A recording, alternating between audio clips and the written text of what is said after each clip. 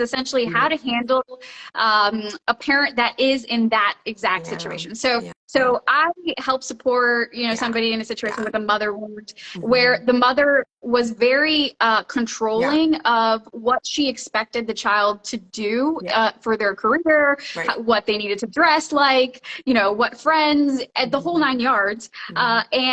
And they're adults now, and there is no change, and there is no humbleness or agreement of even when you explain to them the impact, right? And this person now has issues taking initiative and following through and even knowing what they want to do with their life because they were never given the opportunity to take the lead or create interests, right? So how do you deal with, is it just estrangement? Like this person is not talking to their parent, I mean their mother. So how would you recommend a person deal with that if that's what so I think like step one is boundaries. We can create boundaries with people. Nedra Tawwab, she has a lot of great content around boundaries. She's got her book about boundaries. Highly recommend her. Therapy for yourself, right? So that's kind of like where we start. Nobody really wakes up on a random Tuesday and decides, hey, you know what? I think I want to orphan myself and go no contact with my family. That sounds fun. It's not. So boundaries, lots of therapy, make sure that you have supportive and safe relationships, whether that's friendships, your partnership, other family members. Really start leaning into more of those. In this instance where we're talking about, some of the controlling things, and I think that there's lots of different ways that this shows up in the mother wound of the control. But in dysfunctional family systems, the dysfunctional family systems thrive on you not trusting yourself. You have been conditioned not to trust yourself. So you struggling with that and feeling like, I'm sure you feel absolutely crazy, whoever aligns with this, you feel crazy. You feel like, oh my gosh, maybe they do know better than me. Maybe I'm not any good at this career path that I wanted to do, but everybody says I shouldn't do, I should do this. The gaslighting, the making you feel crazy, the you shouldn't trust yourself kind of stuff is how the dysfunctional family system thrives. So you feeling like this is completely normal, right? And we got to do a lot of work on unraveling that. So that's therapy, starting in therapy, unraveling some of those things. But I think that the thing that gets missed the most when we talk about boundaries, and we can create boundaries with our parents all day long, of, hey, I would really rather you not make comments about my career choices. Those aren't conversations I want to have anymore. Let's talk about something else. Hey, I'd rather you call before you show up. Like, please don't show up unannounced. You can set these boundaries all day long. But when you have toxic parents or emotionally immature parents or any of these kind of parents, those boundaries probably aren't going to be respected. Okay. So here's the next. So if you are like, I'm a friend in this situation, and I do know both people, right? So and for me, family is so important that I it's a very difficult situation because you want to support the person who's hurt, but you also want to lead a connection build, but then you have like resistance and a lack of change. So what are you supposed to do? It's very difficult. So if you're a person just supporting another person through the situation, what would you recommend? Like, do you support a family reconnecting or boundaries? For our situation, like I've supported that person creating boundaries, unfortunately. And I would agree with that. And so I think that the thing that gets missed the most with like the boundary setting is that most of the boundaries that we set have to be with ourselves. So how am I, if I can't change anybody but me, right? I can't change how my mother's going to respond. She's probably not. I hope that she gets into therapy. I hope that she does some work, and I hope that your mother does too, or your father, whoever you're having some of this wounding with. But if they don't, if they do nothing and nothing changes over there, what are you going to do to change how you show up in the relationship? Is Yeah. that you're going to stop talking about certain topics? Is that you don't go to these kind of holidays where certain comments around your body are made? Is it that you're not going to let them know when your kids have certain events, because when they come there it goes like this? How are you going to change the dynamic? Or are you going to limit or go no contact, right? Those are always the last option. Yeah, of course. And I agree. I think that so many of us, and the people that do end in no contact, estranged, have this deep wish, want, desire for that closeness, for that family, for that connection. And when you have decided that this relationship is not safe enough for me to be in, for me to be a healthy individual, for me to be a healthy mom, a healthy husband, a healthy wife, a healthy father, whatever is, you have to be healthy. And if this is not the relationship that is providing that for you, that you're able to be that, then you have to make changes. And how are you going to do that? Yeah. It's so difficult because one, I don't have the experience, and so Yeah. I can't really connect in Mm-hmm. that way. But and then also, like I said, family for me is so Right. important, and it's exactly important because of what you said. I Right. see in this person a very strong Yeah. longing for that type of Yeah. connection, Yeah. and so you want to try to facilitate as much as you can. But Mhm. it's so sad when you don't see a Yeah. change on the other Yeah. side, right? And Yeah. so I success think that the isn't really best going to be thing there. to do to support somebody on that journey is to believe them. You Yeah, there's like such a stigma around going no contact with your parents. And the stigma, I think, is very much placed on the child, which is yes, just mind blowing to me. Like, I will never be able to wrap my head around that. But there's a lot of blame on the child. There's, shame, guilt. But she's your mother. She's done so much for you, and you get it from society. You get it from other family members. You get it all around, maybe your religion. And I think that the biggest thing is to believe them. Because, yeah, like for I sure. already said, there's not a single person I have yet to meet, and I've worked with so many people in this arena. There's not a single person that wants to be a part of this club. There's not a single person that woke up on a random Tuesday and said, you know what? I don't really care for a relationship with my mother anymore. I'd rather spend Christmas alone. That doesn't happen.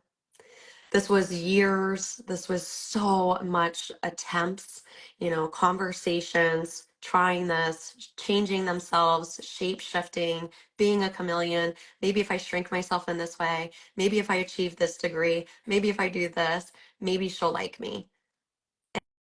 And it just wasn't possible. I just think that there are some parents that just have an inability to love unconditionally. And I think it comes back to like that shame piece that I was talking about.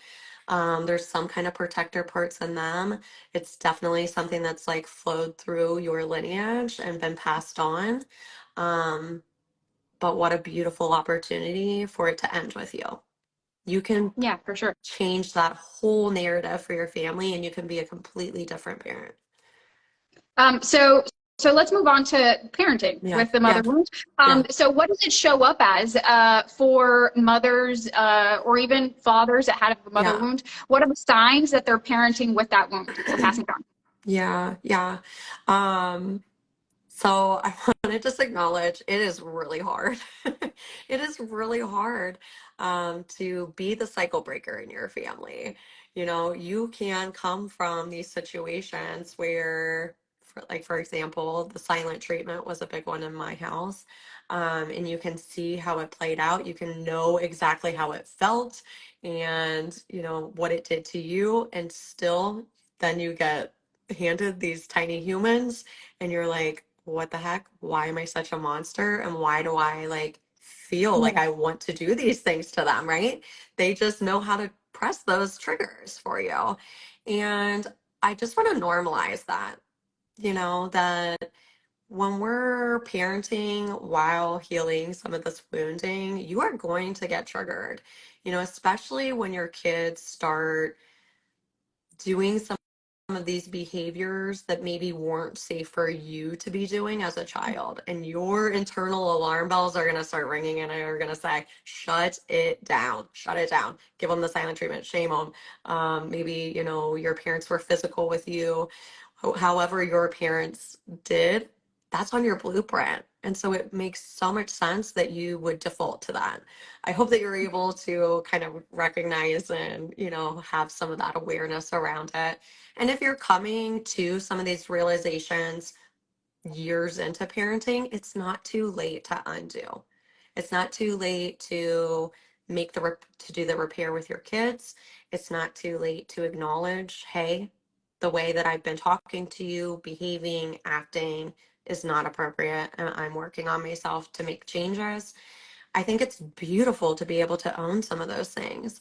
And I think that there's as much importance in our messy moments as parents as when we do it great. You know, when your kids are having all the big feelings and your trigger bells are ringing and it's like, shut this stuff down. We weren't allowed to act like that. It's not safe for them to act like that. And you're able to say, no, I'm okay and I'm safe here. And you get down and you coach them through it and you have this great magical moment. That's great. And there's going to be times when you forgot to eat lunch, you got a bad night's sleep last night, and your kids' emotions are all over the place and you explode, right? And you're like, oh my gosh, I'm a monster. And now you're going into the shame spiral yourself. Tell your shame spiral to hold on, because being able to come back to your kid, acknowledge what happened, take accountability for what just happened, how you behaved, and apologize. What would your life be like if you had a parent, for those of us who didn't?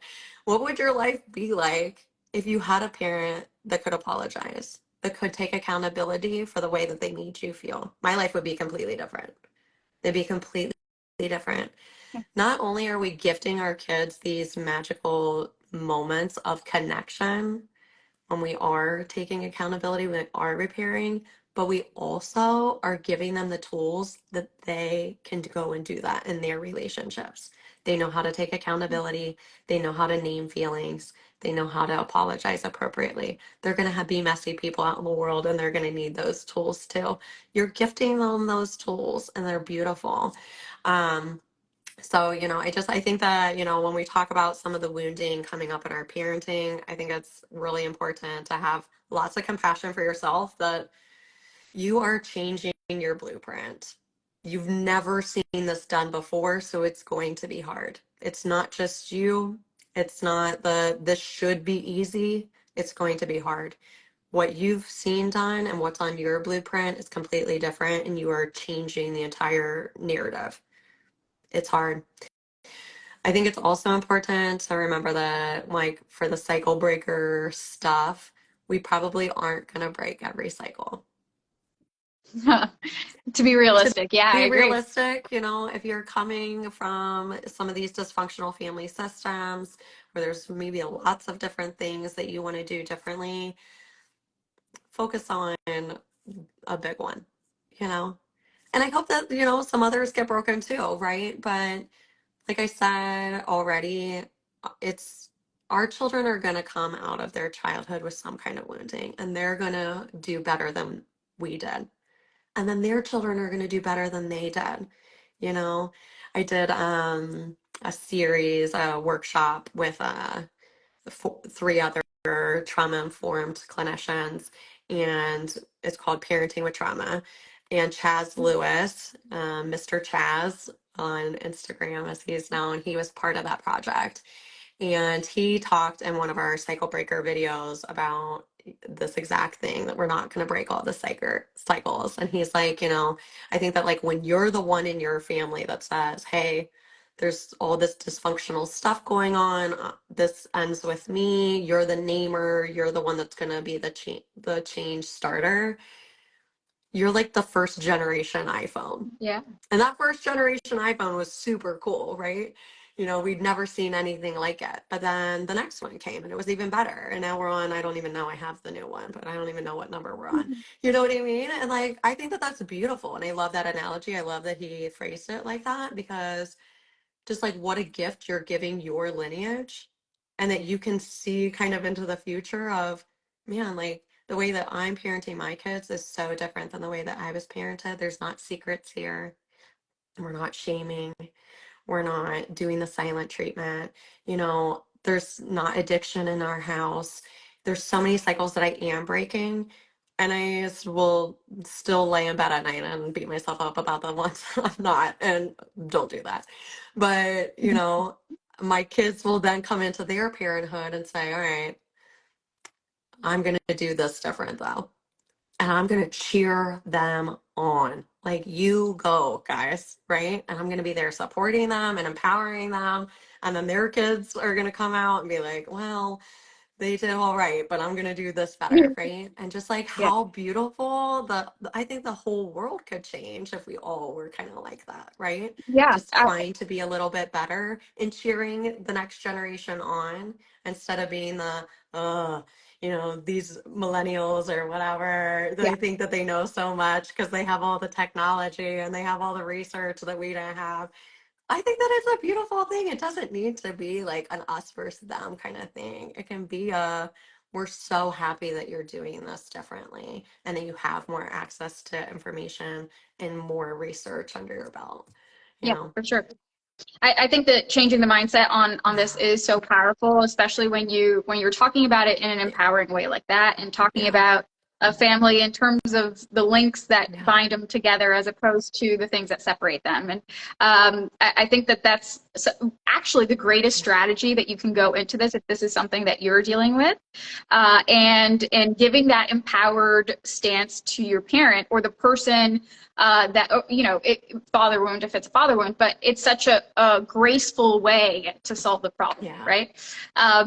Yeah. So I just wanted to, I guess, double check that we've gone through a lot of the stuff, but essentially, if you can, I guess, list some of the behaviors that come up with a mother wound, Yeah. so that I think awareness is the very first step, and then normalizing it, of course, and giving compassion. But awareness is what starts the process. Yeah. And we had a couple of parents ask specifically for, what is the way that you start breaking down this wound, right? And so obviously awareness is the very first step, and maybe some kind of self-evaluation that starts with just seeing what triggers are coming up, so that those are the things that you target. Maybe you choose one, like you said. I absolutely agree with focusing on one at a time until it becomes a behavior that is ingrained.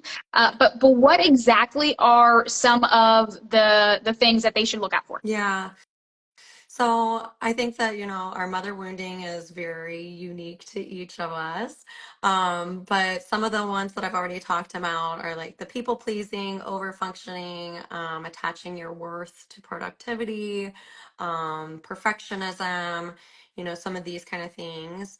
And I think that the ways that we can change them or gain more awareness around them is, I think that like when we're reflecting on the part of like that I was talking about of like losing my words of like our priorities and the things that we value, right? Kind of taking inventory. And so I think that this is something that all adults should be doing anyway, whether you identify with the wounding piece or not, is kind of taking inventory. Okay, my name's Abby. I'm 34 years old. I've got 4 kids. What are the things that I want to prioritize? And this is like a great thing right now, like we're going into a new year. What are the things that I want to focus on for my family that I'm creating? And as like you're kind of doing some of those things, do they go against the family that you came from? How does that feel? You know? And do you have a family where they're going to cheer you on for making changes? Or do you feel like, oh man, I could never do that? Mhm. I could Yeah. never do that. You know, my mother would not like that I'm doing that with my kids. My mother would not like that I'm doing that with my career, you know? Um, are we shrinking ourselves and making sure that we're keeping the peace for this family of origin while abandoning ourselves? I think most of the mother wound is self-abandonment.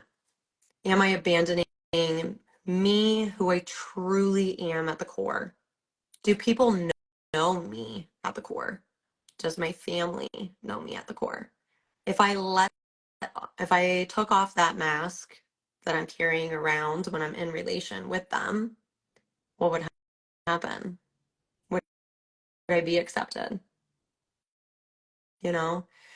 And so I think that that's the kind of like where we can start of noticing what our wounding is. And now I'm like drawing a blank on what the rest of your question was. Well, essentially, awareness is the first step. But then once a Awareness. parent starts writing down, okay, I see it, Mm-hmm. I get super mad and I Yeah. ignore them, or Yeah. when they're, I try to control their emotions, or I give them Mm-hmm. their clothes every single day and judge them on choosing whatever Yeah. t-shirt they want, right? Yeah. So you write down your Yeah. thing, right? And then you then choose one and specifically focus on Yeah. maybe changing that, or Mm-hmm. that one thing. And then essentially therapy would be the very Therapy. last step, Absolutely get your because butt that's into where you therapy. can, yeah, well, because a person with experience that knows how it Mm-hmm. plays out and can relate, what it looks like, how it needs to be addressed, how to start these conversations, is really the very best person to help you on the journey, right? Um, Absolutely.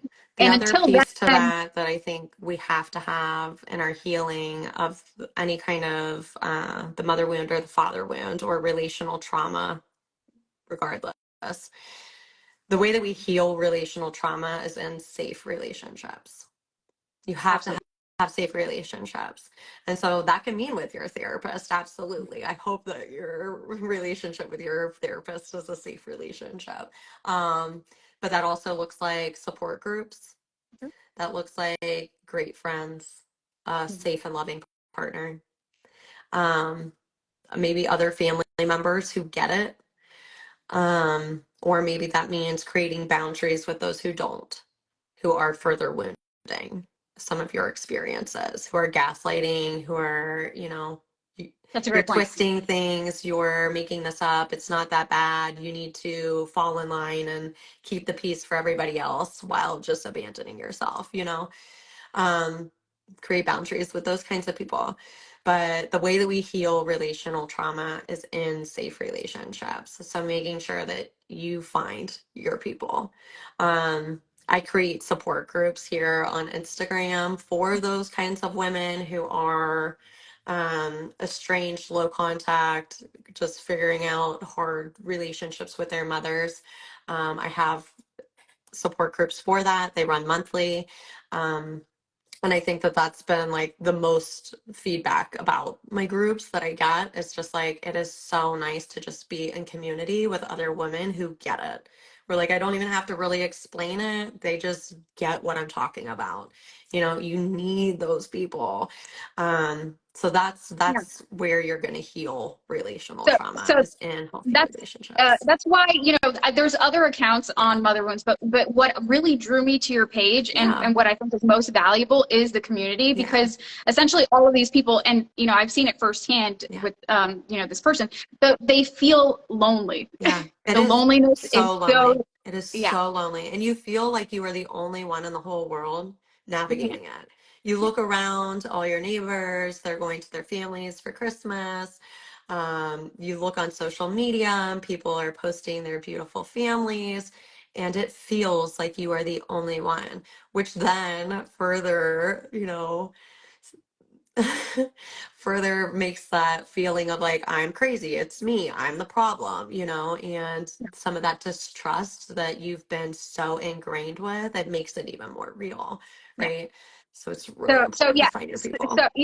that's why I really loved your page and why Thank I asked you to you. come on. Yeah. And I think that is one of the most valuable things that you offer in Thanks. community. You guys, if this is something that you are dealing with, I hope you do explore that and obviously follow your page. What other offerings, since we're at it, Yeah. and we're winding down, what other offerings do you have for somebody that's dealing with this? Yeah, so I do my support groups, but I also offer one-on-one coaching on this topic. If the group thing is not for you, maybe right now, or maybe you're just looking to get more individual needs, I do offer one-on-one.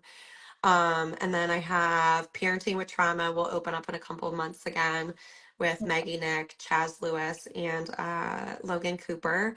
And that is, I think, 22 videos covering all kinds of different relational trauma, the father wound, the mother wound, being the cycle breaker in your family, lots of different videos around that.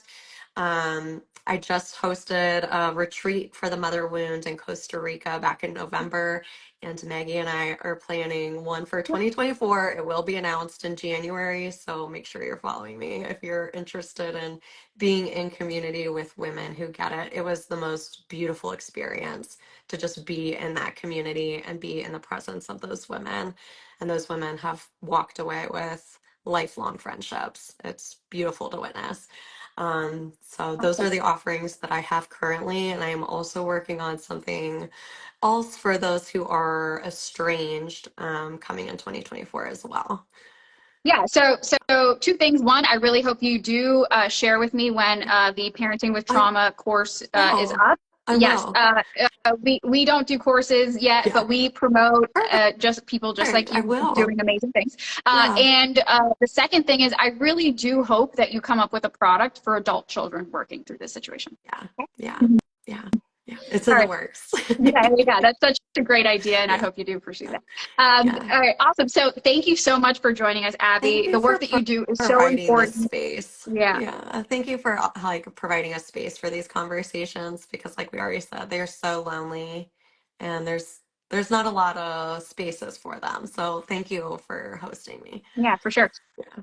No problem. And of course, I mean, parents right now are parenting through such an important time. The generation that they're building out is literally so important. The work that you're doing, I really appreciate it. And thank you so much for joining us. And I'm going to hear from you soon with your course. Perfect. Yes. Thank you. Thank you guys for Bye coming. guys. Bye.